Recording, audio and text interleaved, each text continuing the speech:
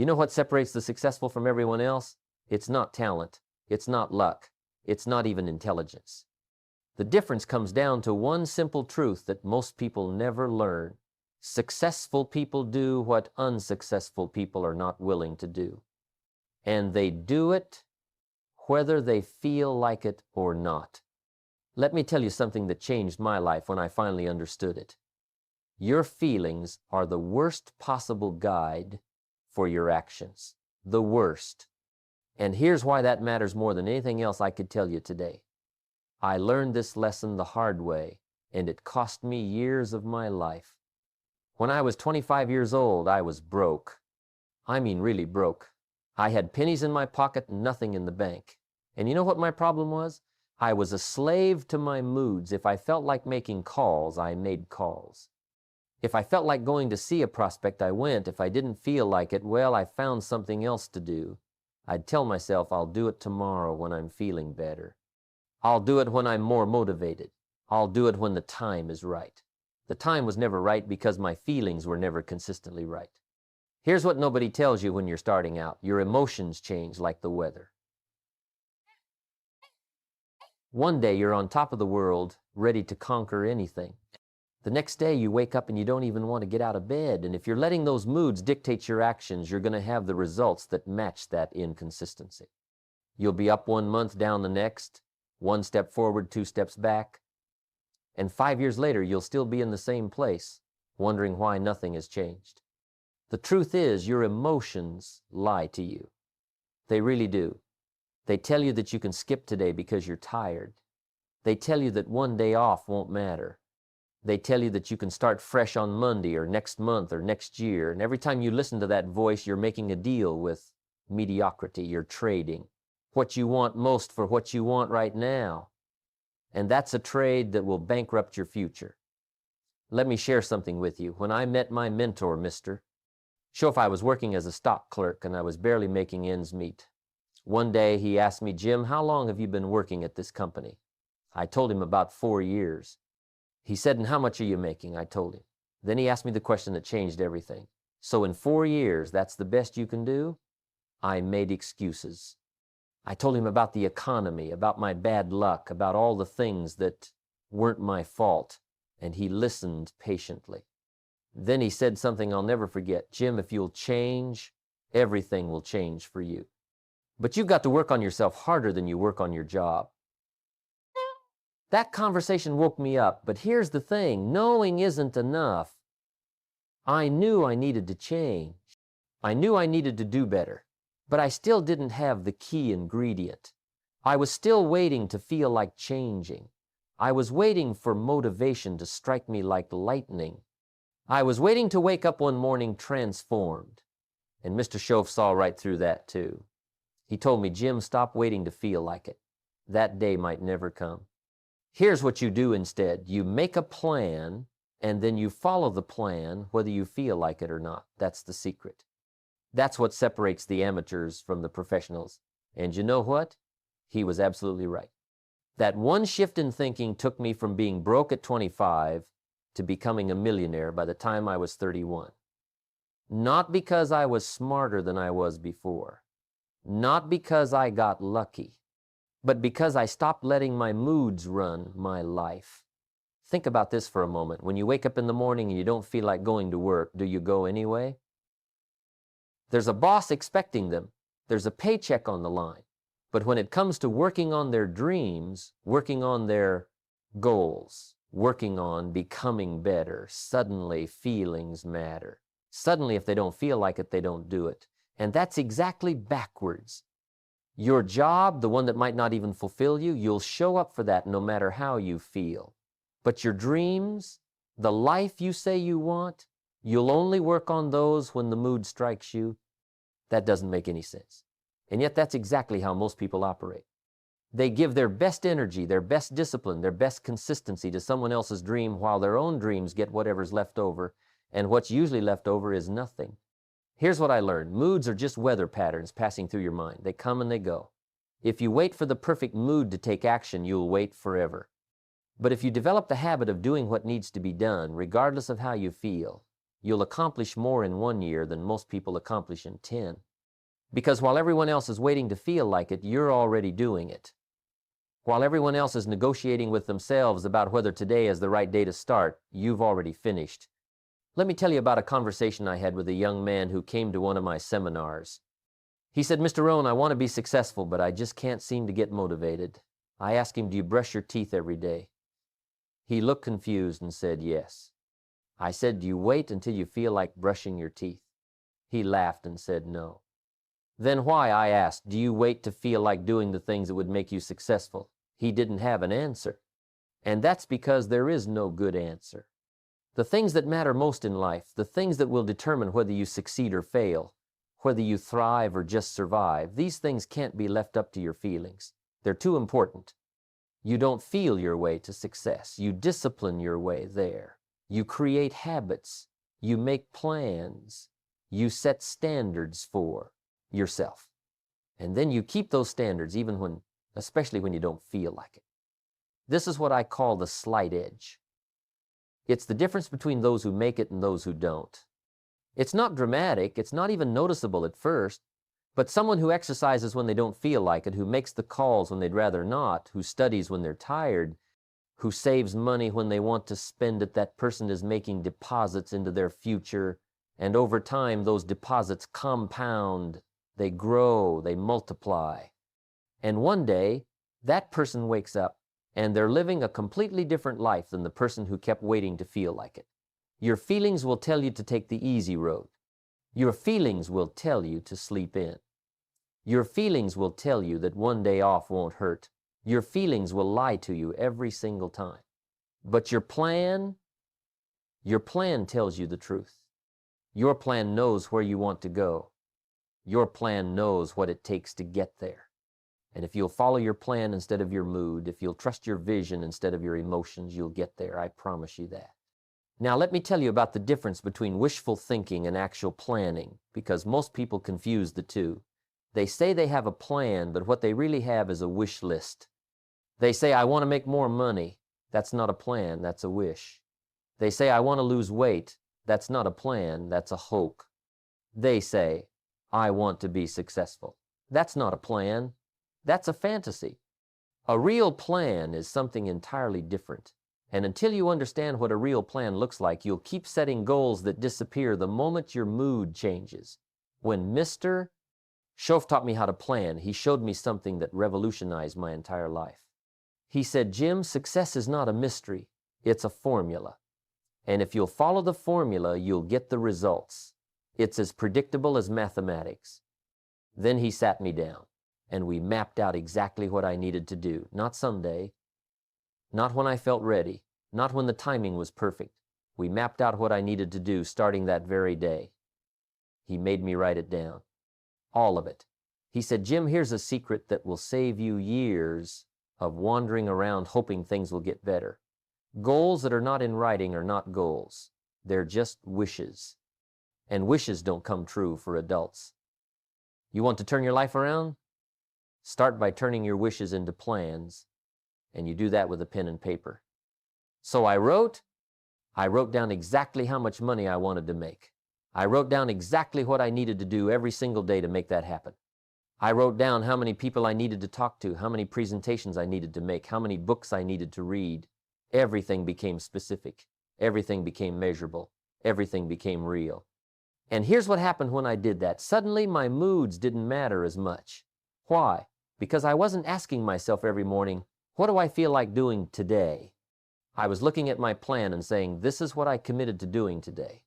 There's a massive difference between those two approaches. One leaves you at the mercy of your emotions. The other puts you in control of your life. Let me break this down for you because this is critical. Your plan needs to have specific daily actions, not weekly goals, not monthly targets, daily actions. Because you don't live your life in weeks or months.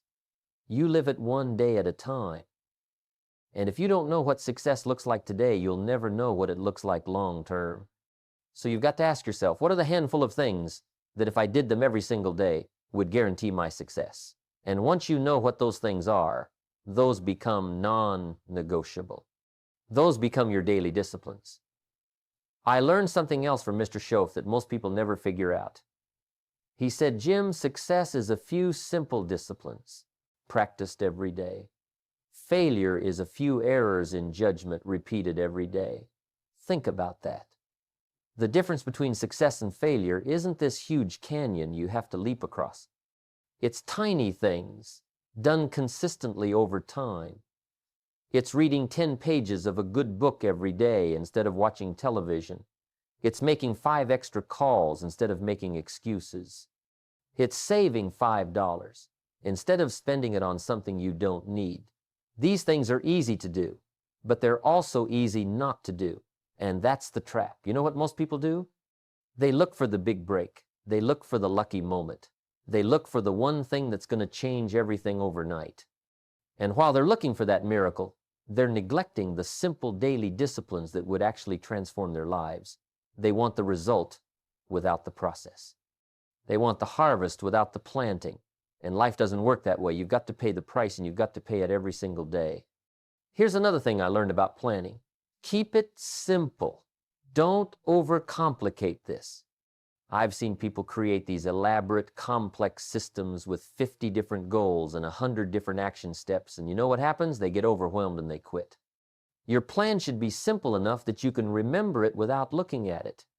It should be clear enough that you could explain it to a child. And it should be focused enough that you can execute it even on your worst day. When I was building my business, my daily plan was simple. Talk to new people, follow up with prospects, study my craft, take care of my health. That was it, 4 things.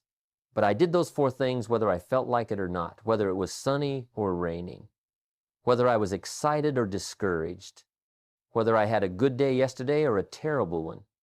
The plan didn't change based on my circumstances. The plan didn't care about my mood. The plan was the plan. And I followed it. And let me tell you what happened. In the beginning, it was hard. Some days I really didn't want to make those calls. Some days I really didn't want to talk to people. Some days I just wanted to stay home and feel sorry for myself. But I had made a commitment. I had written it down. I had looked at it every morning. And there was something about seeing it in writing that made it harder to quit. It's easy to break a promise you made in your head. It's harder to break a promise you made on paper. The other thing about having a written plan is this. It removes the decision-making from your daily routine. You know what exhausts people? Making decisions all day long. Should I do this or should I do that? Should I work on this project or that one? Should I make calls today or wait until tomorrow? Every decision takes energy. But when you have a plan, you don't have to decide. You already decided. You decided when you made the plan. Now you just have to execute. That's why successful people create routines. That's why they do the same things at the same time every day. Not because they're boring, not because they lack creativity, but because they understand that willpower is limited. Discipline is limited. And if you waste your discipline deciding what to do, you won't have any left to actually do it. So they automate the decision. They make it once, and then they follow it forever. Think about the most successful people you know. They have routines. They have systems. They have processes they follow. And they don't deviate from those processes just because they woke up on the wrong side of the bed. They understand that the system is smarter than the mood. The plan is more reliable than the feeling. The commitment is stronger than the emotion. Now, I'm not saying you can never adjust your plan. Life changes. Circumstances change. You learn new things. Of course you can modify your plan, but you modify it deliberately, strategically. You don't change it every time you have a bad day. You don't abandon it every time something gets difficult. You stick with it long enough to see if it works. And here's the truth. Most plans work if you work them long enough. The problem isn't usually the plan. The problem is people quit before the plan has a chance to work. I've watched thousands of people set goals over the years. I've seen people start businesses, start diet programs, start exercise routines, start educational courses. And you know what I've noticed? The ones who succeed aren't the ones with the best plans. They're the ones who stick with their plans. They're the ones who keep showing up. They're the ones who do the work when they don't feel like it, who make the calls when they'd rather not, who get up early when they'd rather sleep in. Your plan is your blueprint for success. But a blueprint doesn't build a house. You have to show up with your tools every single day and do the work. You have to lay one brick at a time. You have to trust the process. And most importantly, you have to keep working, even when you can't see the progress yet, because it's coming. If you're following a good plan consistently, the results are already on their way. You just can't see them yet. Let me tell you something about moods that you need to understand if you're going to master this game called life. Your moods are going to fluctuate. That's normal. That's human. Some days you're going to wake up feeling like you can take on the world. Other days you're going to wake up feeling like you want to pull the covers back over your head. And here's what you need to know. Both of those feelings are temporary. Both of those moods will pass. And neither one of them should determine what you do with your day. See, most people think that motivation comes first, then action follows. They think they need to feel motivated before they can do the work. But I'm going to tell you something that will change your life if you really hear it. That's backwards. Action comes first, motivation follows. You don't wait until you feel like doing something. You start doing it, and the feelings catch up. This is one of the most important lessons I ever learned, and it took me years to figure it out. When I was younger, I used to wait for inspiration to strike. I'd wait until I felt ready. I'd wait until I felt confident. I'd wait until I felt motivated. And you know what? I wasted years of my life waiting. Because those feelings didn't show up on their own. They showed up after I started moving, after I started doing the work, after I started taking action despite how I felt. Here's what happens when you operate this way. You wake up in the morning and you don't feel like exercising, but you put on your shoes anyway. You start walking, and 5 minutes in, something shifts. Your body wakes up. Your mind clears. And suddenly you feel good. You feel motivated. But that motivation didn't come before the action. It came because of the action. You created it by moving. The same thing happens with work. You don't feel like making calls. You don't feel like writing. You don't feel like studying. But you sit down and you start anyway. And 10 minutes in, you find your rhythm. You find your focus. The resistance melts away. And before you know it, you've been working for an hour and you're making progress. But if you had waited to feel like it, you'd still be sitting on the couch making excuses. This is what separates the adults from the children in this world. Children do what feels good. Adults do what needs to be done. Children wait for the right mood. Adults create the right mood through action. Children negotiate with themselves all day long. Adults make a decision and stick with it. And that difference, that simple difference in approach, creates completely different lives. Let me share a personal story with you. There was a period in my life when I was building my business, and I went through a rough patch. Nothing seemed to be working. I was discouraged. I was tired. And every morning I'd wake up with this heavy feeling in my chest. This voice in my head would say, "What's the point? Nothing's working anyway. Just take the day off. You deserve a break." And let me tell you, that voice was convincing. But I had learned by then that you can't trust that voice. That voice is not your friend. That voice is trying to keep you comfortable, but comfort is the enemy of growth. So here's what I did. Every morning, even when I felt terrible, I'd have a conversation with myself. I'd say, "Jim, you don't feel like it today. I know, but here's the deal. You're going to do it anyway. You made a commitment. You have a plan. And your feelings don't get to vote on this." And then I'd get up and I'd do the work. And you know what I noticed? The days I felt worst in the morning were often the days I accomplished the most. Why? Because I had to dig deeper. I had to use discipline instead of motivation. I had to prove to myself that I was stronger than my moods.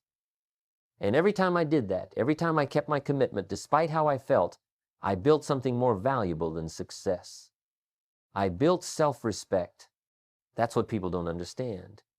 When you do what you said you were going to do, even when you don't feel like it, you're not just building your business or your body or your bank account. You're building your character. You're building trust with yourself. You're proving to yourself that you're reliable. And that self-trust, that self-respect becomes the foundation for everything else you accomplish. Here's another thing about moods. They're contagious from yourself to yourself. What I mean is this: if you give into a bad mood once, it becomes easier to give in the next time. If you skip your workout today because you don't feel like it, you're more likely to skip it tomorrow. If you avoid making calls today because you're not in the mood, you're training yourself to avoid them whenever resistance shows up. You're teaching yourself that your feelings are in charge, and once you teach yourself that lesson, you're in trouble. But it works the other way too. Every time you push through resistance, every time you do what needs to be done despite your mood, you're training yourself in the opposite direction. You're teaching yourself that you're capable. You're teaching yourself that you're disciplined. You're teaching yourself that you're in control. And the more you practice that, the stronger you become. The resistance doesn't go away completely, but you get better at moving through it. Let me tell you what I mean by the muscle of self-command. It's exactly like a physical muscle. If you've never exercised, lifting 50 pounds seems impossible. But if you start with 5 pounds and you work your way up consistently, eventually 50 pounds becomes easy.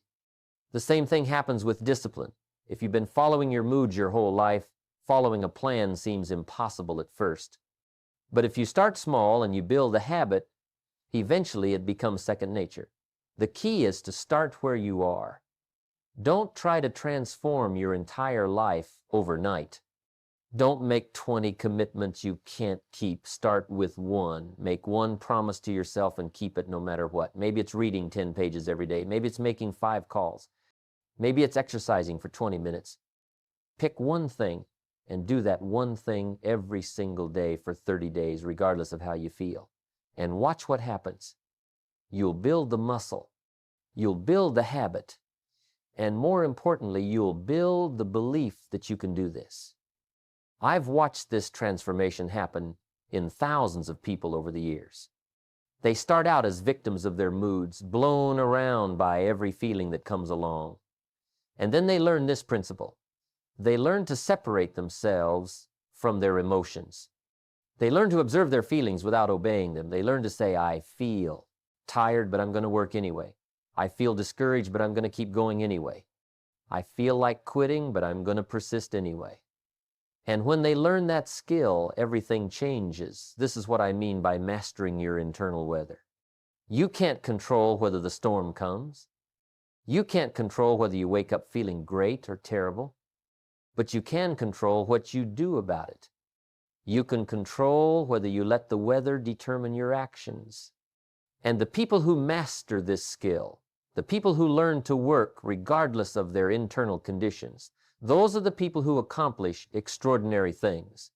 Think about the best professionals in any field, the best athletes, the best business people, the best artists. You know what they all have in common? They all learn to perform, regardless of how they feel. The professional basketball player makes his free throws whether he's having a good day or a bad day. The professional writer writes whether inspiration strikes or not. The professional salesperson makes calls whether they feel confident or nervous. That's what makes them professionals. Amateurs work when they feel like it. Professionals work whether they feel like it or not. Now, let me ask you a question that I want you to really think about. Where will you be 5 years from now if you keep following your moods? If you keep doing only what you feel like doing, only when you feel like doing it, where does that road lead? I'll tell you where. It leads right back to where you are now. Maybe a little older, maybe a little more frustrated, but essentially the same place. Because mood-driven decisions don't compound into success. They compound into regret. But here's the flip side. Where will you be 5 years from now if you follow your plan?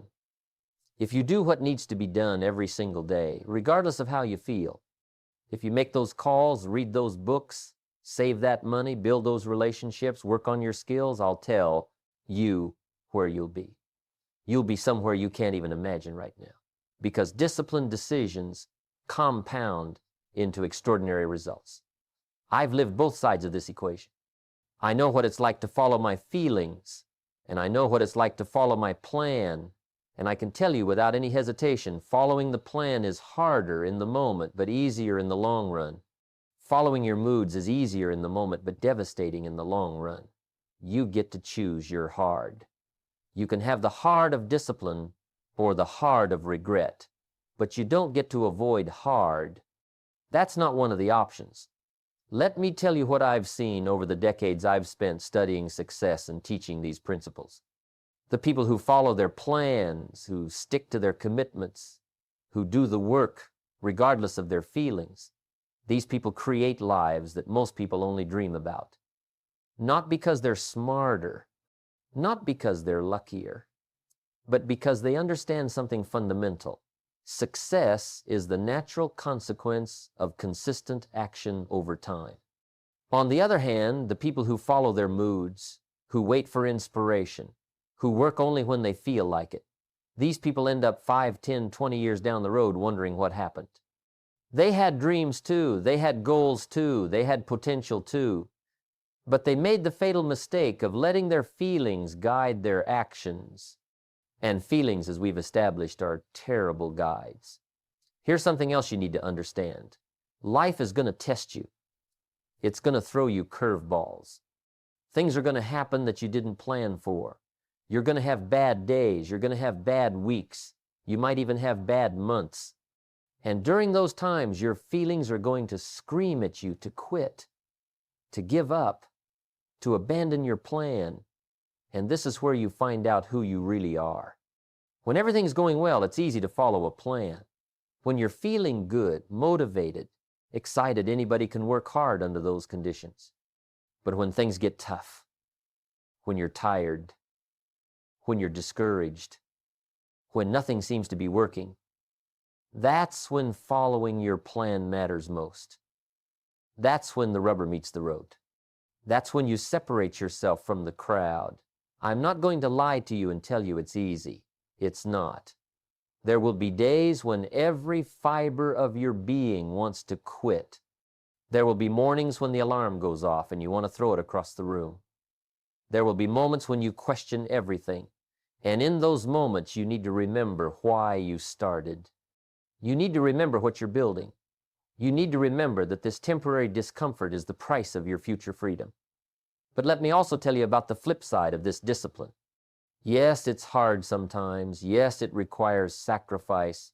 But you know what else it creates? It creates unshakable self-respect. It creates confidence that can't be faked. It creates a sense of pride in yourself that nothing else can give you. When you look in the mirror and you know you've kept your promises to yourself, when you know you've done what you said you'd do, regardless of how you felt, that's a feeling that money can't buy. And here's the beautiful thing. The more you do this, the easier it becomes. Not because the work gets easier, but because you get stronger.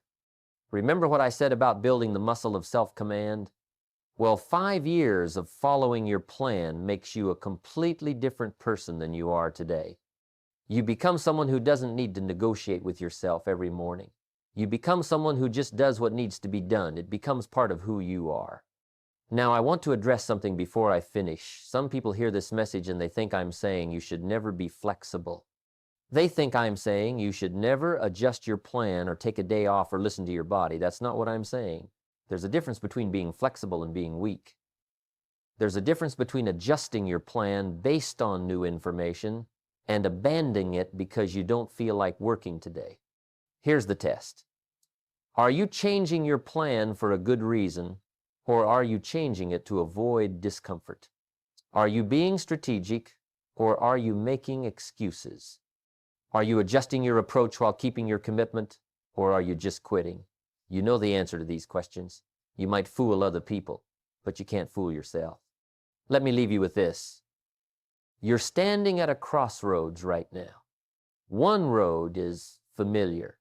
It's the road of following your feelings, waiting for motivation, working when you feel like it. You know where that road goes because you've been on it. The other road is different. It's the road of discipline, of commitment, of following your plan regardless of your mood. And this road leads somewhere new. The choice is yours. But I want you to understand something. This isn't just about money or success or achievement.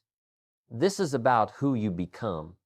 This is about looking back on your life without regret. This is about knowing that you gave it everything you had. Make a plan, write it down, make it simple, make it clear, and then follow that plan for the next 90 days, regardless of how you feel. Don't negotiate. Don't make excuses. Don't wait for the perfect mood. Just do it. And 90 days from now, you'll be a different person. You'll have different results. You'll have different confidence. You'll have proven to yourself that you're capable of more than you thought. Your life is waiting for you, but it's not waiting on the road of least resistance. It's not waiting in your comfort zone. It's waiting on the other side of discipline, on the other side of commitment, on the other side of doing what needs to be done, whether you feel like it or not. So stop following your mood. Start following your plan and watch what happens to your life.